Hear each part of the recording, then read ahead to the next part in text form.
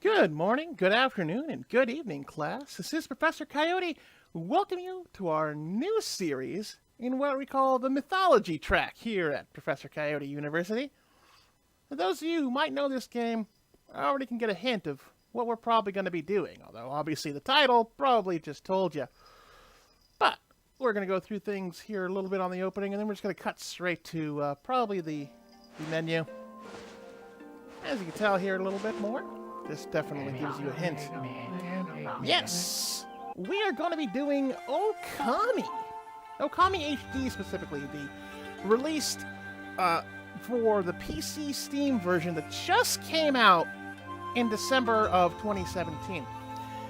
Now, let's go in the options here just so it won't do the pause screen on us. Why Okami? The game's been out for 11 years.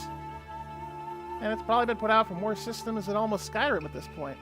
Well, to be honest, this has been one of my favorite games over the last decade and a half. And I'm just kind of been really looking forward to doing this ever since I heard that they were going to put it out on Steam. I don't really have a capture card in order to do console yet, so doing it just on computer, you know, this just gives me a great chance to be able to just kind of play the game and do a Let's Play that's not just strategy right now.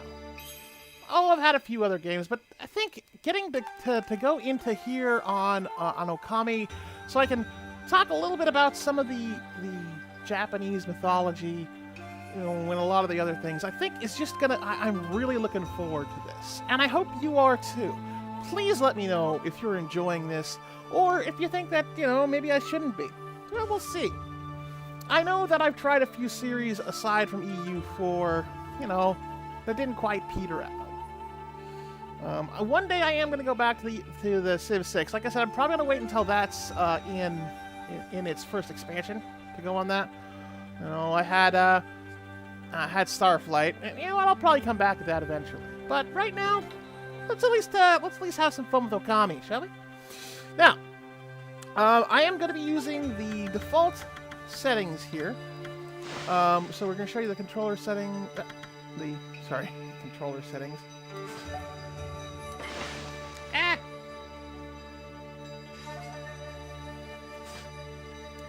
Exit the options. It should show you the controls. All right. So as you can see here, they do the WASD, Fleetfoot, Celestial Brush. We'll do the control button, and we can change the POV and the map. That way, space is jump, and F is our basically the action button. The cursor can go instead of the just as a cursor, which means that's probably, it's going to be, I hope we can use the mouse to do a lot of the paint with, but I don't think so. It's probably just going to be doing the cursor. Well, that's fine. Anyway, the only change on this that I did is I moved the fan menu to 1, because OBS does F1 as its action, and I didn't change that, so I don't want to mess up the recording or have the fan menu go off, you know, that kind of thing. So, yeah, well, let's see how it goes. So backspace is our exit, and this first episode's probably going to be mostly taken up by the opening, because we skip through the sort of opening as it continues, but this should go in with the other opening. Just because you get the wacky kind of speech, I will try to do the speech. And, you know, for those of you who haven't played it, here's just a good example. Here's just a good preview of the kind of stuff that's going to be going on. This is the HD version, so as you can see here, it's a little bit crisper than the old PS2 version, which of course, I cut my teeth on that as well.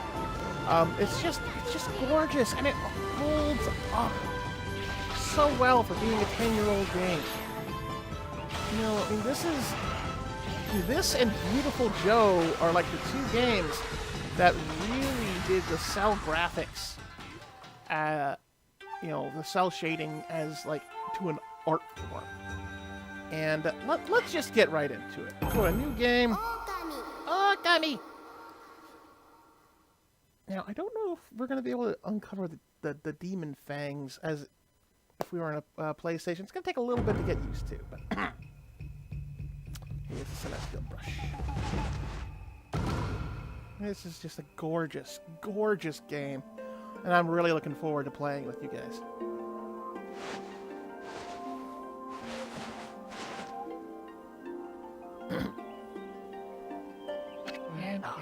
Long, long ago, a tiny hamlet known as Kamiki lay nestled in a grove of proud and beautiful cherry blossoms. Each and every tree around the quiet burg was honored as a god. However, the village was not without its dark secrets.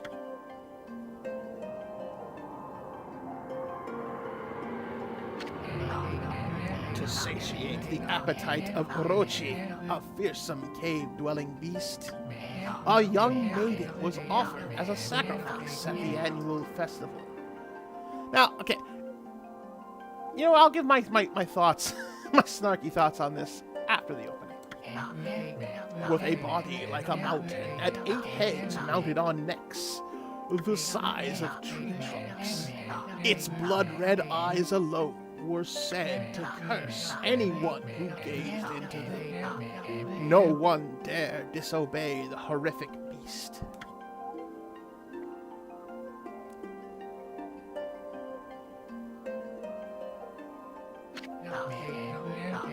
When the night of the sacrifice drew near, a mysterious white wolf appeared outside the village. This wolf, its coat as brilliant as snow, was dubbed Shiranui. The wolf kept a watchful eye on anyone who ventured outside the village and made a habit of patrolling the streets at night. People assumed the wolf to be a familiar of Orochi. But if it was protecting, why would they protecting the village? Why would they consider it an avatar of Orochi? I don't know. One villager took it upon himself to face the fearsome Shiranui. The warrior Nagi attempted many times to challenge the wolf, but his attempts were thwarted by Shiranui's swift movements.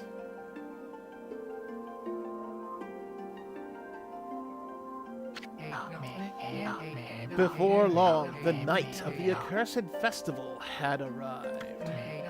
A white-plumed arrow heralded the coming sacrifice. Piercing the sky, this arrow sunk its shaft squarely into the home of Nami, the village's most beautiful maiden. Nagi, harboring a secret love for Nami, was enraged by this sign. Determined to put an end to Orochi once and for all, Nagi travels through the beast's cave in place of his beloved.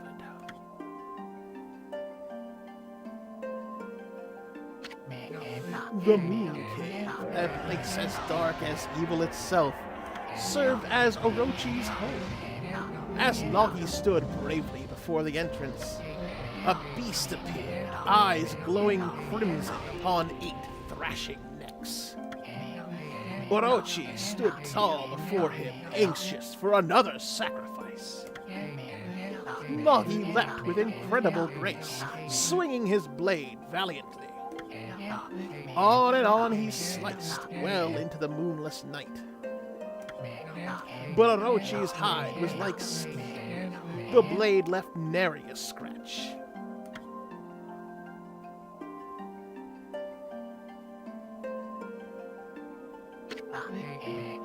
At long last, Nagi, his energy spent from the intense battle, dropped to his knees, fatigued and gasping for breath.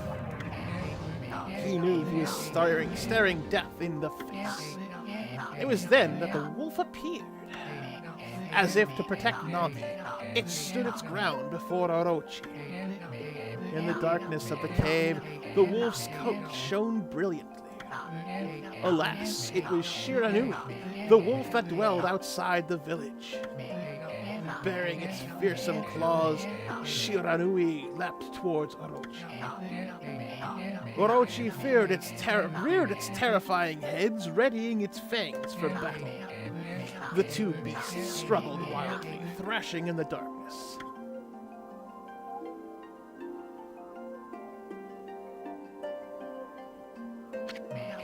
Mysterious and terrifying, the spectacle continued. Shiranui summoned gusts of divine wind to counter Orochi's flames.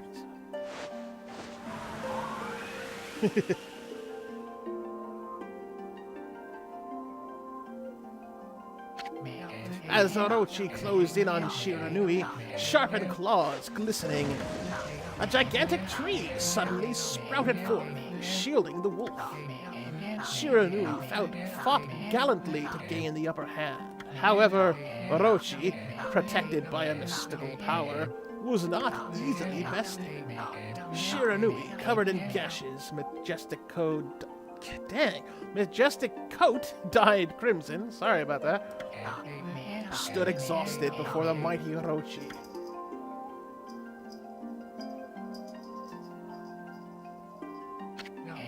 Orochi saw a chance to strike what would be the final blow, but Shiranui refused to give in. With its last ounce of strength, the majestic wolf gazed heavenward and unleashed a mighty howl. Suddenly, the black clouds overhead dissipated. The light from above glinted off Nagi's sword as a beacon of hope.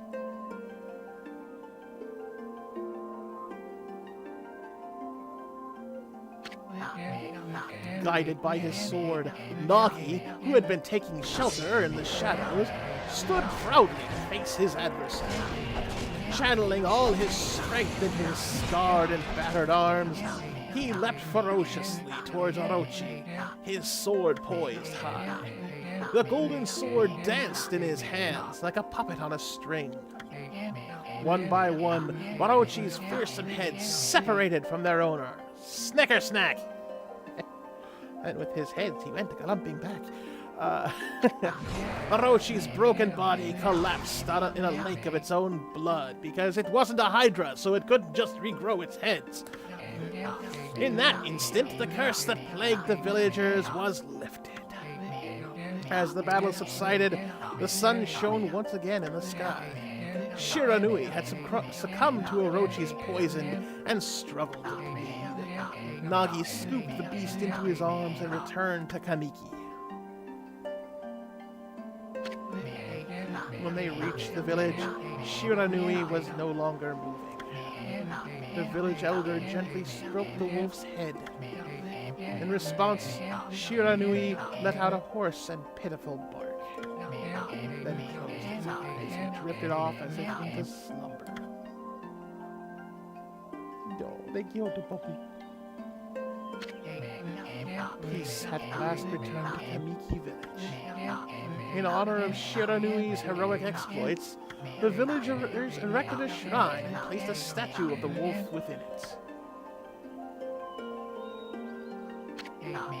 Nagi's sword was christened Tsukuyomi and placed inside the moon cave. The villagers all looked forward to an age of endless peace. Bum, bum, bum. However, this is not the end of the story. There is more to this tale than most people know. 100 years had passed since Nagi and Shiranui's heroic exploits. It happened so quickly that no one in the village even took noticed. Wow. Hook, notice.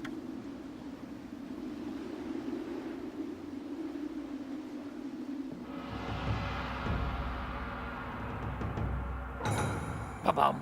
Tsukuyomi, the Moonblade! Is this the legendary sword? Is this Tsukuyomi, the sword that banished the dreaded Orochi? Yeah, we're gonna try to do some voices. No, it couldn't be. It's just a legend. Nothing but a fairy tale. Dumbass! Oh, shnikes.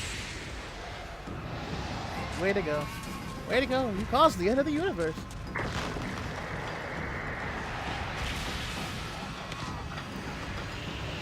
And now the 8-headed Hydra is going to eat you. Oh, he who seeks power, he who has broken my bonds. Speak the words, I wish darkness unto the world. Utter that prayer unto me, and unleash my power.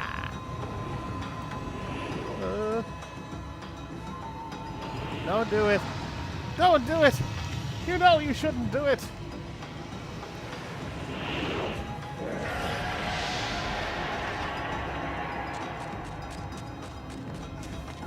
Yeah, at least he was smart enough to run away.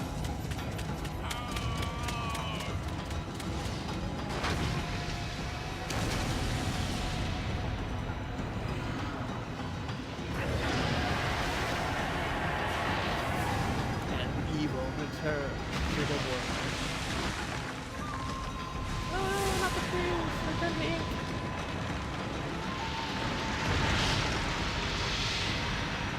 Oh no, it's ink everywhere. It's like Bendy. Bendy in the ink machine, the Japanese version. Okay, let me see. Bing. Oh, darn. A horrible tragedy suddenly swept over the land. However, there was one village that soon escaped the terrible curse of ultimate static. The tiny settlement of Kamiki Village enjoyed the protection of a sacred tree. It is here that the real story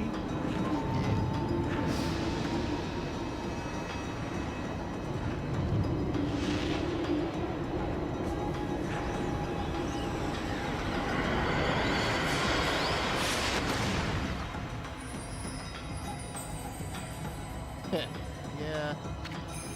Wood Sprite Sakuya. I'm gonna make some commentary as we go along on some of the touches of Japanese mythology that have been put into this game, because this game is drenched in it. That's why this is on the mythology practice. This gives me a good chance to talk about Japanese mythology in the middle of playing this game. See, this lets me keep it still in the coursework. Yes. How troublesome. This is just like the ancient prophecy of doom. Okay, wow. Okay, so I'm very sorry that my female voices are probably going to be terrible. What has transpired to bring about such calamity? We must act quickly. There is no time to lose.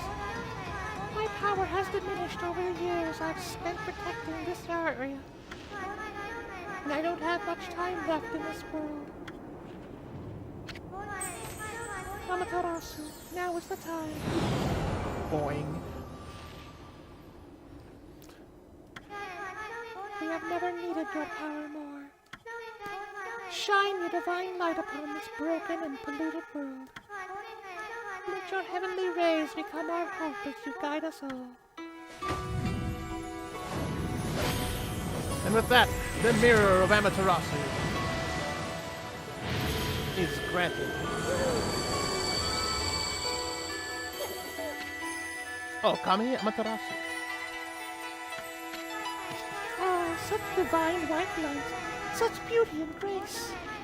The only one capable of such a wondrous spectacle is none other than our mother and the origin of all that is, Amaterasu. How delightful to see that the Savior whose brave sacrifice sealed away the evil demon so many years ago has not changed one bit. Seeing you emerge after so many years spent as a statue brings happiness to my heart. Yep, I was gonna sleep. Well, Amaterasu, get up! Gaze above you and take in the condition of the sky, you lazy wolf! Since your untimely departure from our midst, the world sucks! The world has succumbed to devious and vicious beasts. Insert political joke here.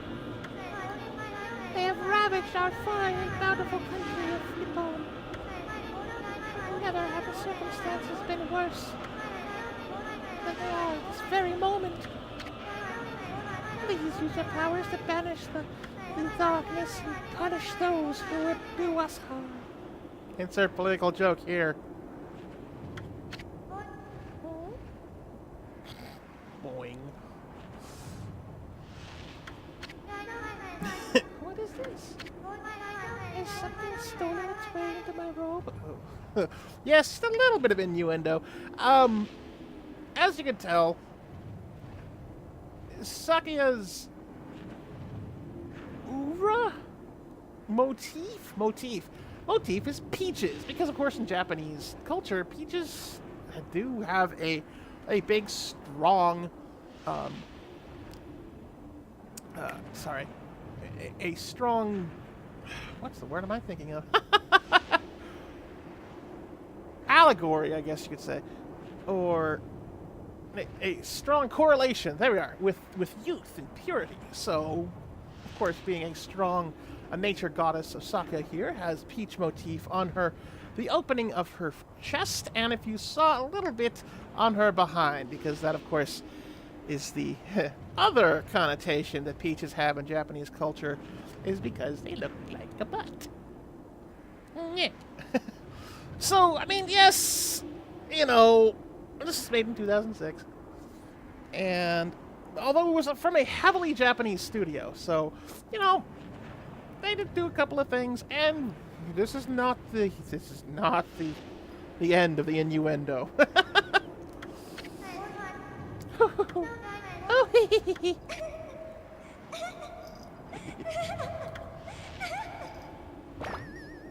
Oh, well, What on earth? it's a little bug. You again?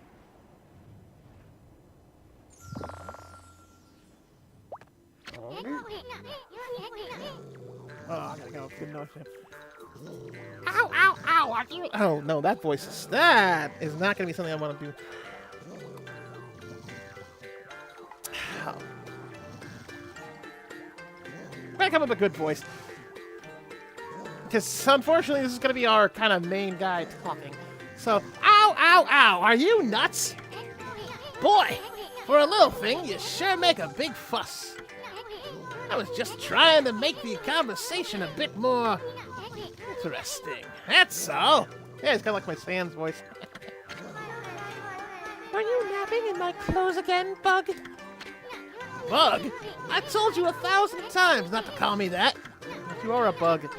I'm a wandering artist. The name's Isu. Wandering artist Isu. I'll show you just how great I am, and it won't be long till you're bowing before my great brush.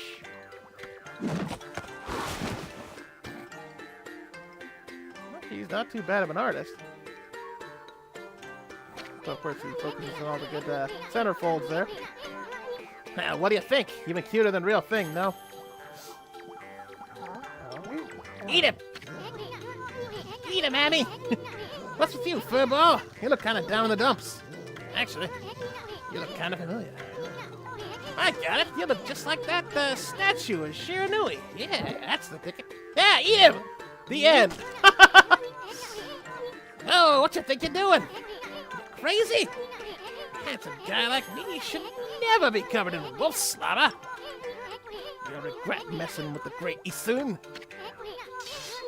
Don't make me use my prize sword, Denkomaru, against you. Yep, and that's when the world ends, because of screwing around. Oh, what's that growling sound? Why is it so dark anyway? Oh, great God Amaterasu. I've used all the power I have to protect Kamiki Village. The village lives on. The spirits lie encased in my fruit. Cut it free and the village will be reborn. I trust in you. I know that you will lead us down the right path. Only your awesome power can restore life to the world. Huh, the trees returned to normal, huh? That Sakuya girl sure said some weird stuff. The villagers' spirits are being kept inside the fruit. That's the fruit. That girl said if you cut it down, the village will be restored. But it's awfully high up there. If you don't use some kind of special power, there's no way you're gonna reach it. This darkness is really getting to me, too. That can happen while you're taking a nap. Okay. So as you can see, we can finally do something. Okay, so we can move with those two. I mean, it's saying that that was the cursor, but we can move the up down too. So WASD, a jimp, and a jimp, and a bark. And the bark will show you what the current your current health and money are. This is your fan menu, but I guess it doesn't go off yet. Okay, actually, escape will bring you to the options. We don't get a fan yet because there's not anything doing. Let's see, probably good to remind myself of the controller settings. Let's see. Battle. Oh, right. I changed the fan menu to 1. That'd be why.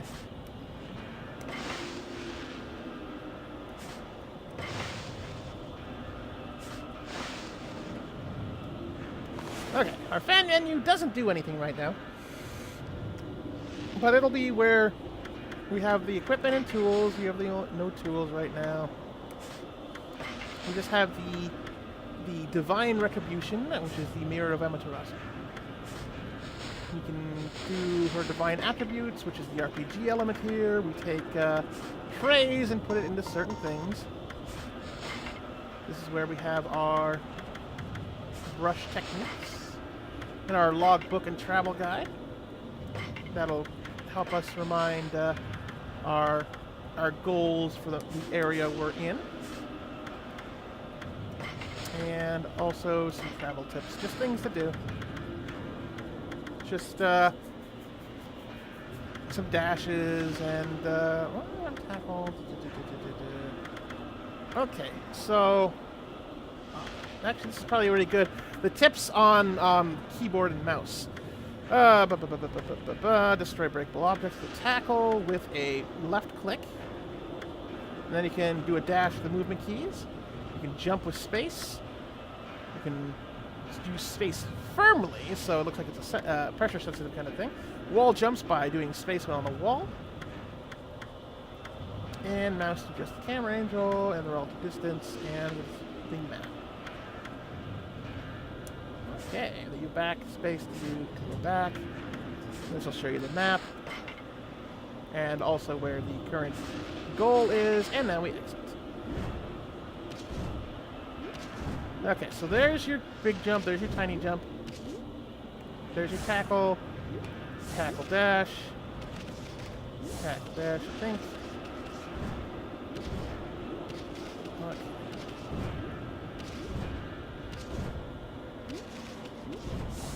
Okay, there you go. That's what they were talking about doing the...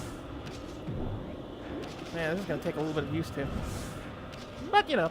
Alright, now, how do we get the brush? Oh, there's the map. Sorry about that. Just trying to get used to the, sort of played around with this a little bit.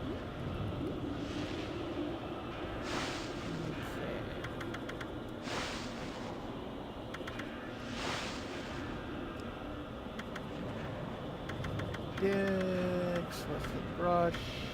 Oh, shift. Oh, I'm sorry, control. All right.